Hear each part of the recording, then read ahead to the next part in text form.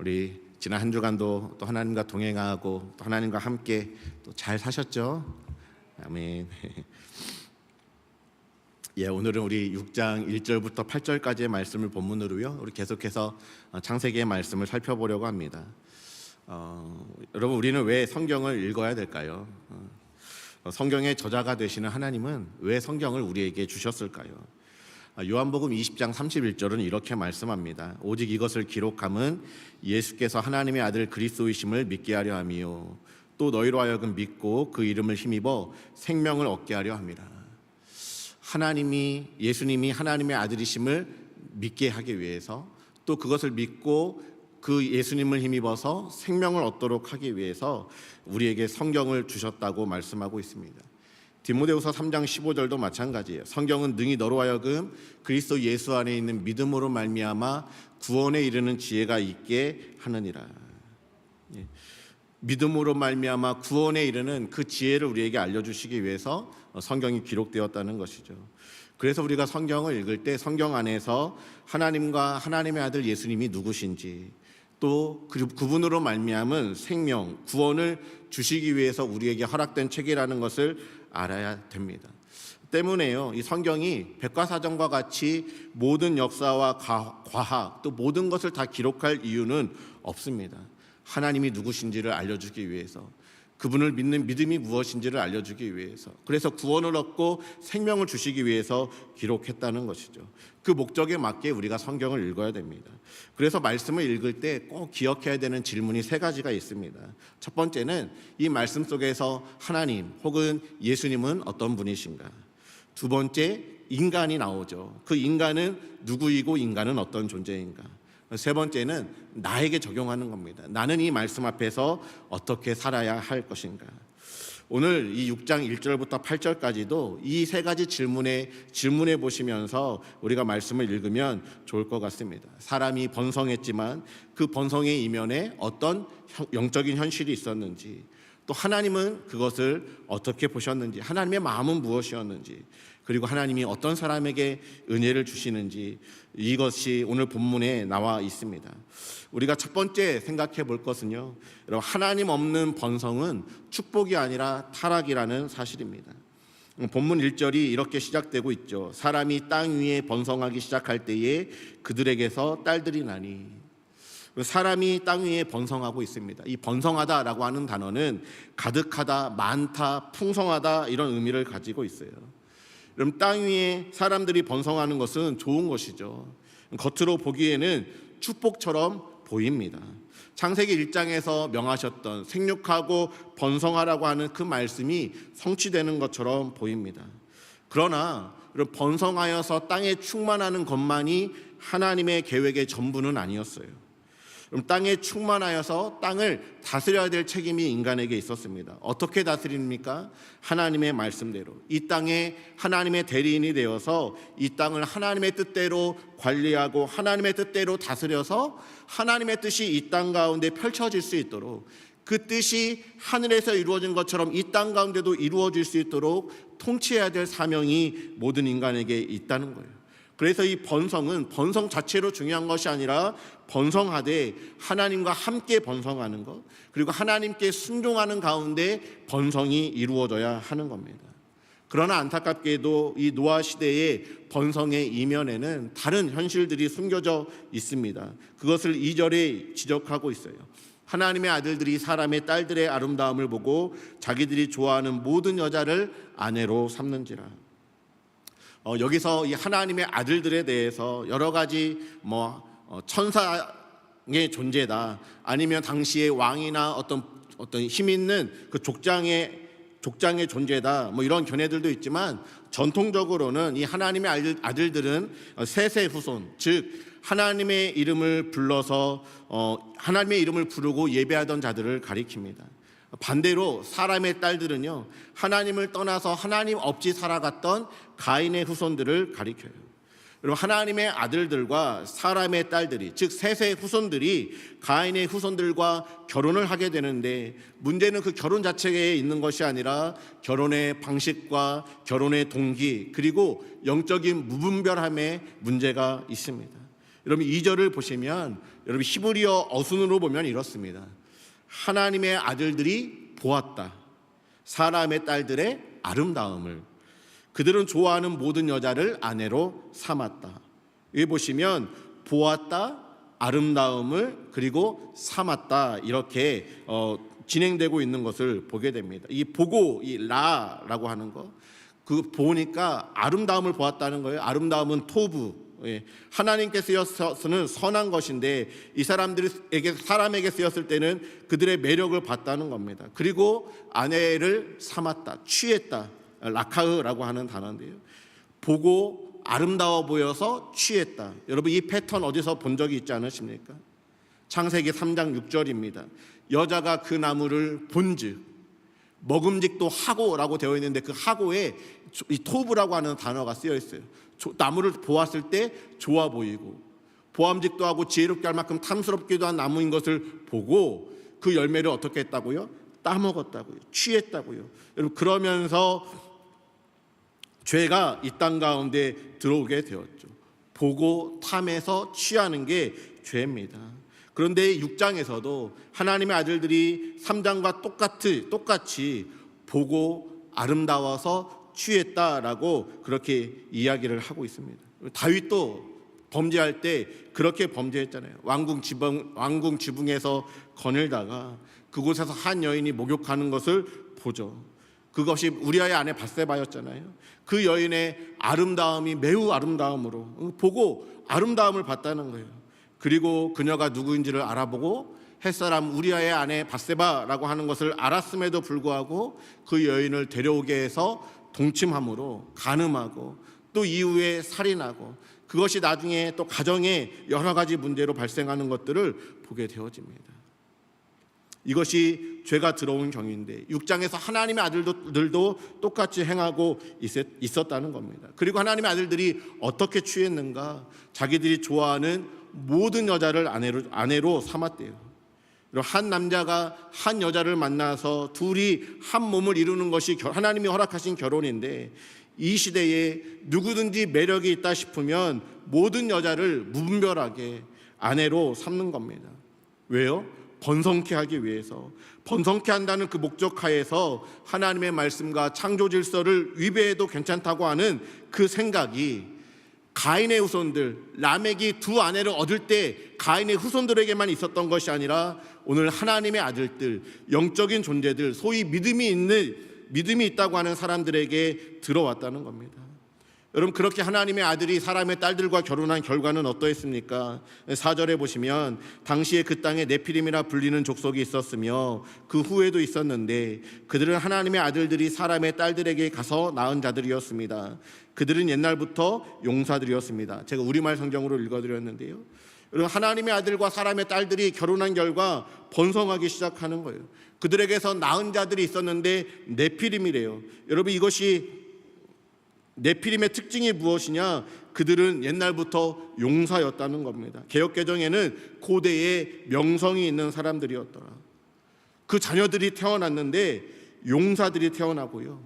유명한 사람들이 등장하는 겁니다. 영웅들이 태어나고 있는 거예요. 하나님의 아들들이 예수 믿는다고 하는 사람들이 세상 사는 사람들의 똑같은 방식으로 살아갔더니 세상에서 용사가 등장하고 힘센 자녀들이 태어나고 유명인들이 등장하고 오늘날로 보면 엔비디아의 젠슨왕 이런 사람들이 나오고 유명 스포츠 선수들이 나오고 세계의 지도자들이 태어나서 그 전역에 영향력을 떨치게 되었다고 하는 이야기입니다. 이렇게 보면 세상 사람들은 성공했다고 이야기하지 않겠습니까? 내 자녀가 유명 스포츠 선수가 되었어요. 내 친척 중에 젠슨 황이 있다. 내 손주가 캐대언 노래를 부른 여자이고 또 손흥민이고 메시고 오탄이라고 한다면 여러분 그 인생 완전히 성공한 인생이지 않겠습니까? 세상은 그렇게 평가할 거예요. 그런데 그렇지 않다는 거예요. 사람의 평가, 세상의 평가가 중요한 것이 아니라 하나님이 어떻게 평가하시느냐가 중요한 것이죠. 여러분 잘 보십시오. 3절입니다. 3절 보시면 이는 그들이 육신이 됨이라 라고 이야기하고 있습니다. 하나님은 이들을 용사로 보지 않으세요. 타락한 하나님의 아들들, 사람의 딸들, 그들에게서 낳은 자녀들, 후손들을 육신이라고 평가하십니다. 우리말 성경은 그저 육체일 뿐이다 라고 번역했고요. 히브리 원어로 봐도 이것이 살덩어리, 몸뚱아리 이런 의미를 가지고 있습니다. 하나님을 떠나서 세상 사람들이 바라보는 것들을 바라보고 죄악된 세상에 욕심을 두고 세상 방식대로 사는 그들을 하나님은 육체가 되었다, 살덩어리가 되었다라고 말씀하시고 평가하신다는 겁니다. 결국 5절에 믿는 자들이 세상적인 기준과 자기들의 욕망을 가지고 선택하고 취하기 시작했을 때 세상이 외적으로 번성하고 외적으로 성공하는 것처럼 보였지만 그와 동시에 무엇이 가득하게 되었는가? 죄가 번성하게 되었다는 거예요. 5절 여호와께서 사람의 죄악이 세상에 가득함과 그의 마음으로 생각한 모든 계획이 항상 악할 뿐임을 보시고, 결국 이 땅에 가득하게 된 것이 사람의 죄악, 그들의 마음에는 항상 악한 계획만 가득하게 되었다는 겁니다. 사랑하는 성도 여러분, 하나님 없는 번성은요, 축복이 아니라 오히려 죄가 가득해지고 타락이 가속화되는 것입니다. 하나님 없는 성공은요, 실패이고요, 하나님 없는 번성은요, 멸망을 향해 달려가는 것입니다. 아무리 내가 좋은 것을 가지고 있어도 하나님이 계시지 않으면, 제가 예전에 G-O-O-D, 굿에서 God, 하나님을 빼버리면 뭐만 남는다고 그랬어요? nothing, 아무것도 남지 않는다는 것을 여러분 우리가 기억해야 돼요. 아무리 좋은 것을 가지고 있어도 그 안에 하나님이 없다면 나는 아무것도 가지고 있는 것이 아닌 것입니다. 오늘 두 번째로 생각해 볼 문제는요, 하나님은 외모가 아니라 중심을 보신다는 사실입니다. 오늘 5절이 본문의 핵심이라고 할 수 있는데요, 여호와께서 사람의 죄악이 세상에 가득함과 그의 마음으로 생각하는 모든 계획이 항상 악할 뿐임을 보시고 라고 되어 있죠. 여러분, 사람들은 외형을 봤어요. 하나님의 아들들이 사람의 딸들의 그 아름다움을 봤습니다. 매력을 봤습니다. 그들의 섹시함을 봤습니다. 겉으로 보이는 매력과 조건과 배경과 외모와 능력을 보았습니다. 세상 사람들은 이런 것들을 봐요. 그러나 하나님은 중심을 보십니다. 사무엘상 16장 7절 여호와께서 사무엘에게 이르시되, 사무엘이 하나님의 명령을 받아서 이새의 집으로 가서 그 아들에게, 하나님이 허락하신 이새의 아들에게 기름 부으기 위해서 갔을 때 그 맏아들부터 쭉 나오잖아요. 너무 괜찮아 보이는 거죠. 용모도 훤칠하고. 그때 하나님께서 사무엘에게 말씀하신 것이 무엇입니까? 사무엘에게 이르시되 그의 용모와 키를 보지 말라. 내가 이미 그를 버렸노라. 사람은 외모를 보거니와 여호와는 중심을 보시느니라. 하나님은 중심을 보신다. 하나님은 그냥 번성한 세상만 보는 것이 아니라 용사가 출현하고 명성 있는 사람들이 출현하고 영웅들이 생겨난 그 현상만을 보시는 것이 아니라 오히려 그렇게 번성하는 가운데 그들의 마음, 그들의 중심에 무엇이 있는지를 보셨다는 거예요. 하나님이 보신 것은 마음 안에 있는 죄악을 보셨어요. 그들 마음에 어떤 계획을 가지고 있는지, 그 계획이 악하다는 것을 하나님이 보셨습니다. 여러분, 오늘 또 마찬가지죠. 여러분, 이 시간 우리가 하나님 앞에 예배드리러 나오는 여러분, 저와 여러분의 마음의 중심에 여러분 무엇이 있는지, 어떤 마음으로 예배하고 있는지, 어렵고 힘든 상황 속에서도 하나님을 찾으며 약속을 신뢰하며 믿음으로 예배하며 나오고 있는지, 그리고 연약하면 연약하다고 그대로 솔직하게 고백하며 예배에 나오고 있는지, 아니면 예배에는 나오고 있지만 하나님을 찾는다고는 하지만 내 안에 교만과 세상적인 계산과 또 악독과 세상의 성공에 대한 부러움과 또 다른 사람들과 비교하는 마음과 아니면 원망과 어떤 죄악들을 가지고 나오고 있는지 하나님은 오늘 다 알고 다 보고 계십니다. 오늘 이 노아의 시대에 번성은 있었고 용사도 있었고 명성 명예도 있었고, 그러나 사람들의 중심에 하나님이 없었고 그들의 중심에 생각하는 모든 것은 악할 뿐이었습니다. 그리고 이것이 하나님께서 한탄하시는 근본 이유입니다.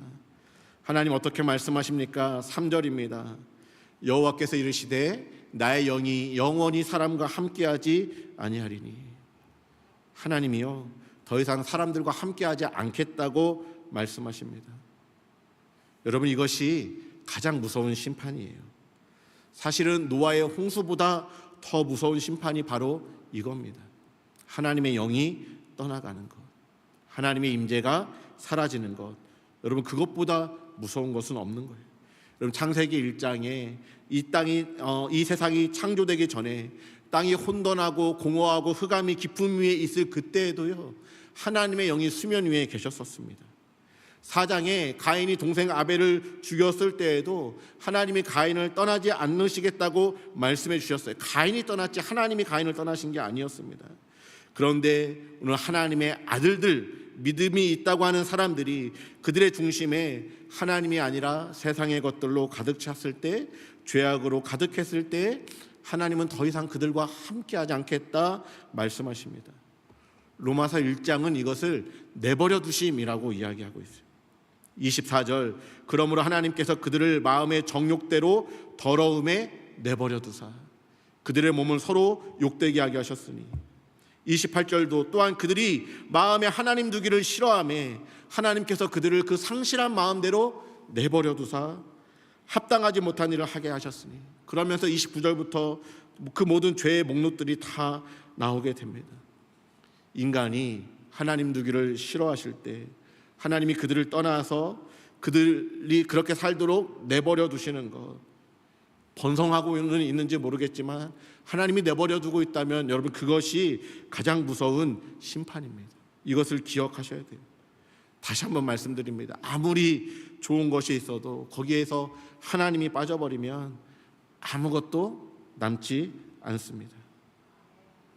오늘 세 번째 생각해 볼 것은요, 하나님께서 이런 사람들을 보시면서 한탄하시고 슬퍼하신다는 사실입니다. 6절과 7절 보십시오. 땅 위에 사람 지으셨음을 한탄하사 마음에 근심하시고 이르시되 내가 창조한 사람을 내가 지면에서 쓸어버리되 사람으로부터 가축과 기는 것과 공중의 새까지 그리하리니 이는 내가 그것들을 지었음을 한탄함이니라 하시니라. 여기 보시면 하나님께서 사람을 지으셨음을 한탄한다, 내가 그것을 지었음을 한탄한다, 이 표현이 두 번이나 반복해서 강조되어 있습니다. 한탄하다, 슬퍼하다, 애도하다, 이런 뜻을 가지고 있습니다. 우리말 또 세번역 성경에는 후회하시고 마음 아파하셨다라고 번역해 놓았습니다.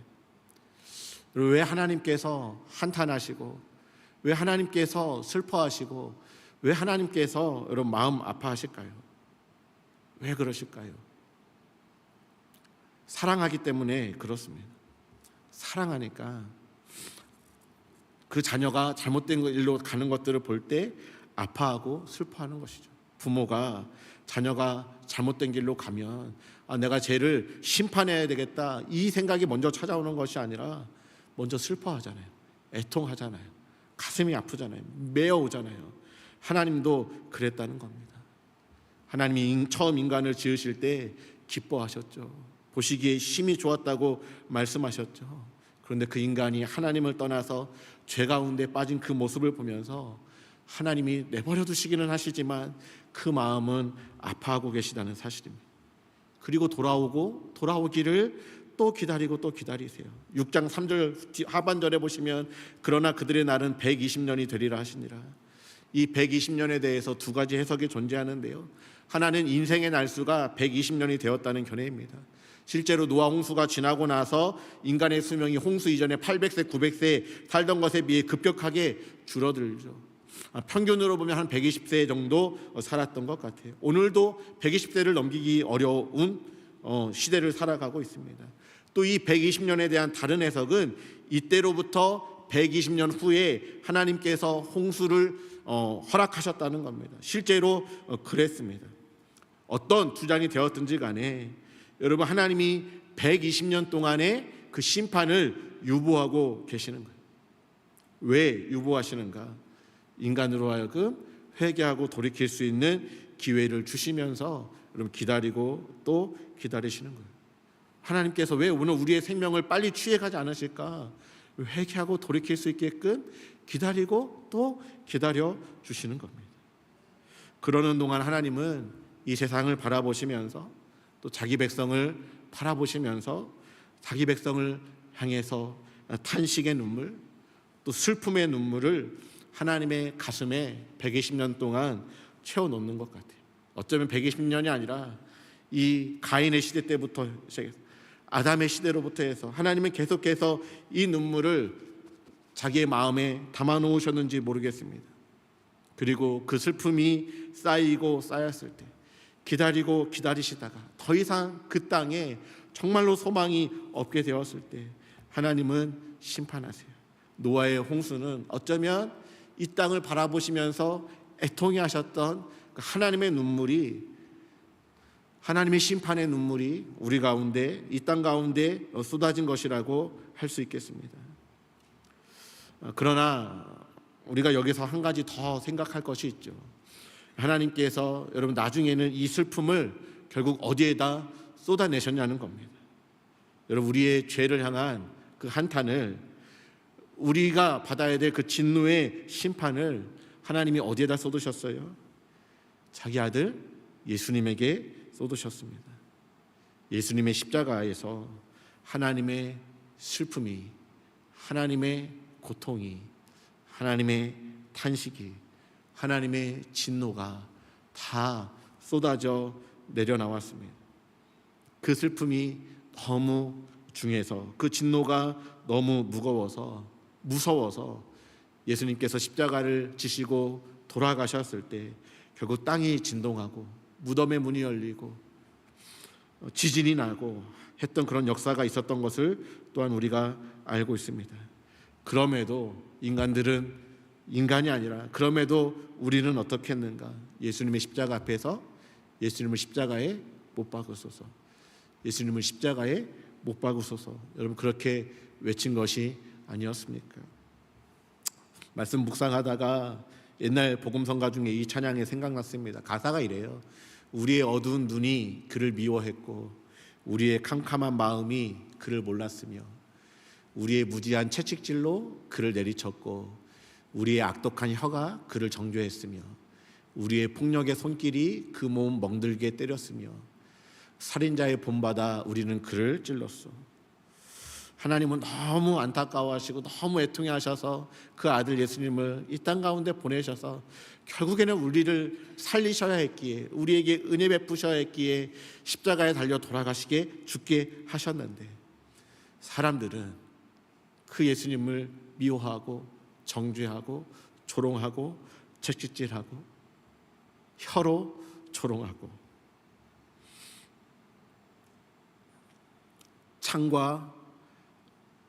창으로 옆구리를 찌르고, 그것이 다른 누구의 모습이 아니라 우리의 모습이었다는 겁니다. 여러분 우리가 꼭 기억하셔야 됩니다. 여러분 우리의 이 죄는 예수님께서 십자가에 못 박혀 죽으셔야 할 만큼 심하고 중한 죄였습니다. 그것이 아니면 해결할 수 없을 만큼 무겁고 중한 것이 죄였습니다. 그 진노를 하나님이 예수님에게 쏟으시고 우리에게는 은혜를 주셨죠. 네 번째, 하나님은 그럼에도 한 사람에게 은혜를 베풀고 계세요. 절망으로 끝날 것 같은 오늘 본문의 마지막 8절에 중요한 한 구절이 등장합니다. 그러나 노아는 여호와께 은혜를 입었더라. 여러분 이 한 구절이 모든 것들을 바꾸게 됩니다. 그런데 생각해 보십시오. 노아가 완전해서 은혜를 입었을까요? 그가 도덕적으로 흠이 없어서 구원을 받았을까요? 그를 구원해 주시지만 그의 자손들을 통해서 또 노아 역시도 또 죄를 짓고 넘어지는 것을 보게 됩니다. 그럼에도 불구하고 하나님이 노아를 택해 주신 거예요. 은혜를 허락해 주신 겁니다. 그리고 은혜를 주시는 그 한 사람을 통해서 하나님은 새로운 역사를 시작하십니다. 오늘 또 우리가 어떻게 이 자리에 나와서 예배할 수 있을까? 내가 뭐가 나은 구석이 있어서가 아니라, 내가 죄가 없어서가 아니라 하나님이 나를 사랑하셔서, 하나님이 나를 택해 주셔서, 내가 너를 사랑한다, 내가 너의 아버지다, 너는 나의 사랑하는 아들이다, 사랑하는 딸이다 말씀해 주시고 택해 주시고 은혜를 주셨기 때문에 너희가 그 은혜를 인하여 믿음으로 말미암아 구원을 받았으니 이것이 너희에게서 난 것이 아니요 하나님의 선물이라. 너희의 행위로 난 것이 아니니 이는 누구든지 자랑하지 못하게 하려 함이라. 우리가 날마다 주 앞에 나와 예배할 때마다 우리가 고백하는 것은 하나님, 저의 행위가 아니라, 저의 어떤 열심 때문에 아니라 예수님 때문에, 하나님이 나를 택해 주신 그 은혜 때문에 오늘도 우리가 예배하고 오늘도 우리가 살고 있습니다. 여러분, 이 사실을 기억하면서 여러분 그 은혜에 우리는 감사하면서 살아가야 되는 것입니다. 오늘 하나님이 오늘 말씀 앞에서 우리가 세 가지를 조금 돌아보았으면 좋겠습니다. 나는 무엇을 보고 또 무엇을 취하며 살아가고 있는가? 여러분, 우리 자신에게 질문해 보십시다. 세상의 기준으로 살아가고 있는가? 아니면 보이지 않지만 살아계신 하나님께 소망을 두고 하나님의 약속하신 그 말씀을 붙들고 살아가고 있는가? 돌아보았으면 좋겠어요. 두 번째, 오늘 나는 나의 중심은 하나님을 향하고 있는가? 오늘 중심을 보시는 하나님 앞에서 하나님께 나의 중심을 드리고 있는가? 질문해 보았으면 좋겠습니다. 세 번째, 나는 오늘 예배할 때 은혜를 입은 한 사람으로 서 있는가? 나 같은 죄인을 살리신 그 하나님의 은혜를 기억하고 있는지 이 시간 돌아보시면서 우리 잠깐 같이 기도했으면 좋겠습니다. 여전히 세상 사람들이 살아가는 것처럼 살아갔다면 하나님, 저의 모든 죄를 용서해 주시고 내 마음 안에 악독과 또 교만과 하나님 없음과 세상의 죄악만 가득했다면 그것들 다 내려놓으시고 하나님을 부르시고 또 하나님을 찾고 우리의 모습, 있는 모습 그대로 주 앞에 주님의 은혜를 구하며 이 시간 나아가기를 소망합니다. 그리고 하나님께서 우리를 불쌍히 여겨주시고 하나님, 저에게 은혜를 주셔서 하나님, 매일 숨쉬고 살아가는 그 모든 것이 하나님의 은혜임을 늘 고백하며 또 이 한 주를 살아갈 수 있도록 인도해 달라고 우리 세 가지 또 기도 제목 가지고 함께 같이 기도하며 나아가시겠습니다. 하나님,